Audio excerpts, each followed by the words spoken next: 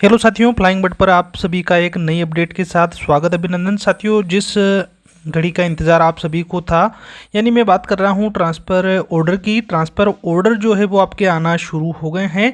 तो वित्त प्रूफ मैं आपको इस वीडियो के माध्यम से जानकारी प्रोवाइड कराने जा रहा हूं। साथ ही साथ आपसे रिक्वेस्ट ये है कि अगर आप चैनल पर नए हैं तो इसी प्रकार की उपयोगी खबरों को प्राप्त करने के लिए आप चैनल को सब्सक्राइब, बेल आइकन को प्रेस कर लीजिएगा। खबर अपडेट आपको काम की लगी तो एक लाइक का बटन आप ज़रूर प्रेस करते चलिएगा। सबसे पहले हम बात कर लेते हैं ट्रांसफ़र ऑर्डर की। लोक शिक्षण संचालनालय मध्य प्रदेश गौतम नगर भोपाल से ये आपका SED यानी DPI का जो ट्रांसफ़र ऑर्डर है, लोक शिक्षण संचालनालय आप देख पा रहे हैं यहाँ पर, ये आपका 2025 और ये इनके नंबर यहाँ पर, और ये 7 जून 2025 को जारी हुआ है।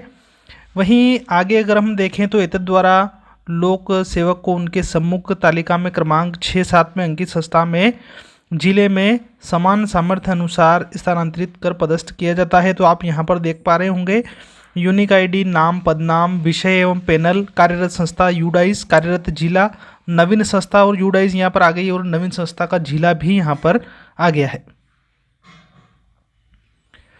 अब उक्त स्थानांतरण निम्न शर्तों के अधीन रहेगा तो संबंधित लोक सेवक तत्काल कार्यमुक्त होंगे। कार्यभार ग्रहण करने के पूर्व कोई अवकाश स्वीकृत नहीं किया जाएगा। इस प्रकार के निर्देश यहाँ पर देखने को मिल रहे हैं।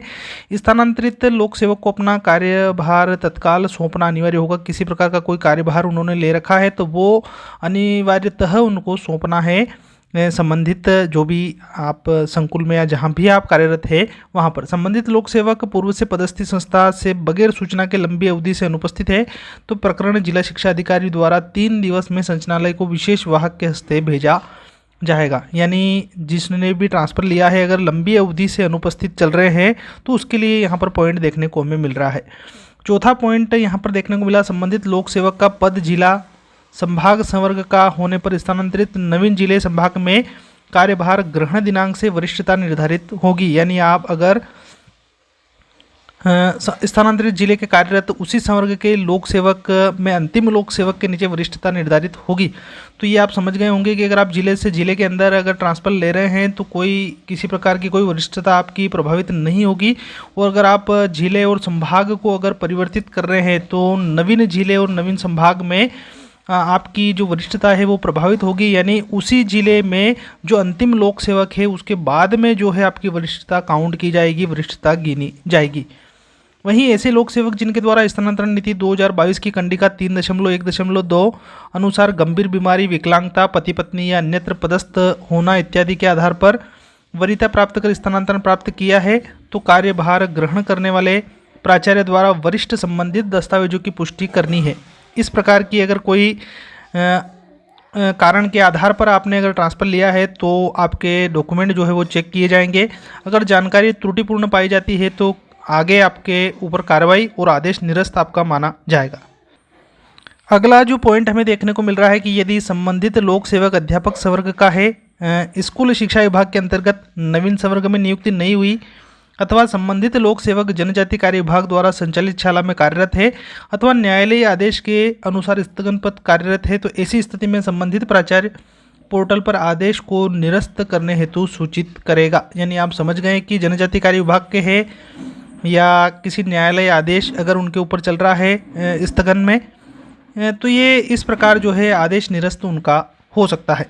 आप यहाँ पर देख पा रहे हैं आयुक्त लोक शिक्षण मध्य प्रदेश के यहाँ पर सिग्नेचर भी है, आप देख पा रहे हैं digital signed by Shilpa Gupta ji. ये जो है यहाँ पर हमें आदेश देखने को मिला है एजुकेशन पोर्टल 3.0 के माध्यम से। अब किस प्रकार जो है आप अपना आदेश यहाँ पर अपलोड कर पाएंगे, डाउनलोड कर पाएंगे, तो उसके लिए आगे की प्रोसेस हम देख लेते हैं। आपको एजुकेशन पोर्टल 3.0 गूगल या क्रोम में जैसे भी हो आपको ओपन कर लेना है। उसके बाद यूज़र नेम, पासवर्ड, इस प्रकार का इंटरफेस आपको दिखाई देगा। तो आप अपना यूज़र नेम और अपना पासवर्ड आप जैसे ही यहाँ पर फिल करेंगे उसके बाद एक कैप्चा होगा, इस कैप्चा को आप फिल करेंगे। उसके बाद लॉगिन पर आप जैसे ही क्लिक करते हैं एक नया इंटरफेस आपके सामने देखने को मिल जाएगा। नए इंटरफेस की ओर अगर हम चले तो नए इंटरफेस में आपको home, student directory, employee directory, text book management, school infrastructure और ट्रांसफ़र मैनेजमेंट और चेंज पासवर्ड। तो आपको जो ट्रांसफ़र मैनेजमेंट है यहाँ पर आपको क्लिक कर देना है। इस ट्रांसफ़र मैनेजमेंट पर आप जैसे ही क्लिक करेंगे एक नया इंटरफेस आपके सामने देखने को मिल जाएगा। यानी कि नया इंटरफेस आपके सामने खुल गया है। एजुकेशन पोर्टल 3.in के माध्यम से आप इसमें जो अबाउट ट्रांसफ़र मैनेजमेंट है इसमें कुछ दिशा निर्देश और ये चीज़ें आपको देखने को मिलेगी। इसमें आपके पास इस प्रकार का जो होम पेज है उसके बाद 3 ऑप्शन आपके सामने नए खुलेंगे, नए ओपन होंगे। इन 3 ऑप्शन में से पहले वाले ऑप्शन पर आपको क्लिक करना है। यानी कि आप समझ गए होंगे कि ये जो ट्रांसफ़र रिपोर्ट है ये यहाँ पर आपके पहले ऑप्शन के तहत देखने को मिलेगी, जिसमें स्टेटस रिपोर्ट और सरप्लस एम्प्लॉय रिपोर्ट। तो आपको स्टेटस रिपोर्ट की ओर आगे की तरफ बढ़ना है और इस पर आपको क्लिक करते चलना है। आगे जो ऑप्शन है इसमें आपका एक रिलीविंग का और एक ज्वाइनिंग का है, वो सारी प्रोसेस भी आपकी यहीं से होनी है। किसी प्रकार के कोई भी डाउट होने पर आप कमेंट के माध्यम से जानकारी प्राप्त कर सकते हैं। हम स्पेशली वीडियो आप तक प्रोवाइड कराने की पूरी कोशिश करेंगे। आगे बढ़ने से पहले रिक्वेस्ट यही है कि वीडियो खबर अपडेट आपको काम की लग रही है तो लाइक का बटन आप ज़रूर प्रेस करते चलिएगा। साथ ही साथ वीडियो अपडेट को ज़्यादा से ज़्यादा आप शेयर कीजिएगा ताकि आपके जो भी साथी है वो इस खबर अपडेट से अवगत हो सके। अब जैसा कि मैं आपको बता चुका हूं कि ट्रांसफ़र मैनेजमेंट में ट्रांसफ़र रिपोर्ट और व्यू वैकेंट पोस्ट, उसके बाद एम्प्लॉय ट्रांसफ़र स्टेटस, ये आपके इस प्रकार का एक ऑप्शन आपको देखने को मिलेगा। उसके बाद ज्वाइनिंग, रिलीविंग, ये ऑप्शन भी आपके सामने खुलेंगे। एम्प्लॉय ट्रांसफ़र स्टेटस जो है इस पर आप क्लिक करेंगे, इस प्रकार का इंटरफेस आपका ईयर 2025 आपकी यूनिक जो कोड है, यूनिक आईडी है वो देखने को मिल जाएगा। उसके बाद एक सर्च बार आपको यहाँ पर देखने को मिलेगा। इस सर्च बार पर आप जैसे ही क्लिक करते हैं, जैसे ही क्लिक आपको करना है उसके बाद अगला इंटरफेस आपको देखने को मिल जाएगा। माफ़ कीजिएगा, यहाँ पर रिकॉर्ड नॉट फाउंड है क्योंकि इनका अभी ट्रांसफ़र ऑर्डर जारी नहीं हुआ है, लेकिन जिन जिन का ट्रांसफ़र ऑर्डर जारी हो गया है उसका ट्रांसफ़र ऑर्डर यहाँ पर शो हो जाएगा।